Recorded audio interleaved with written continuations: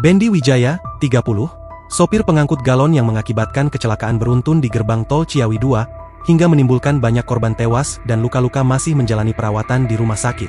Saat ini, Bendy sudah bisa membuka mata setelah mengalami patah tulang dan pendarahan di bagian otak.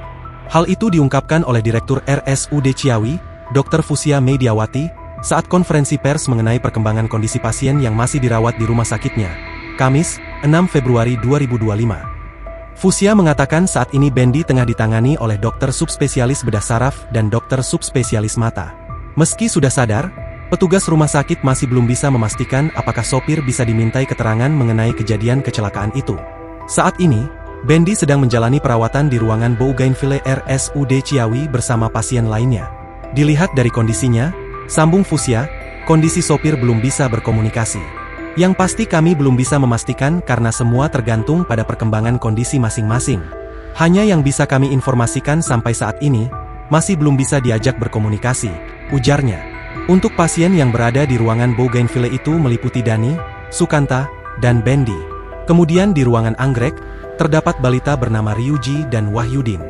Jadi, sampai saat ini masih ada 5 orang yang dirawat di RSUD Ciawi. 3 orang dirawat di ruangan Bougainville, dan 2 orang dirawat di ruangan anggrek, tuturnya. Secara umum, kondisi dari kelima pasien ini sudah lebih baik dari kemarin.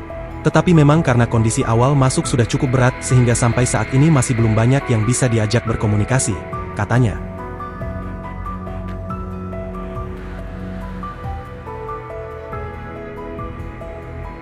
Download Tribun X sekarang, menghadirkan lokal menjadi Indonesia.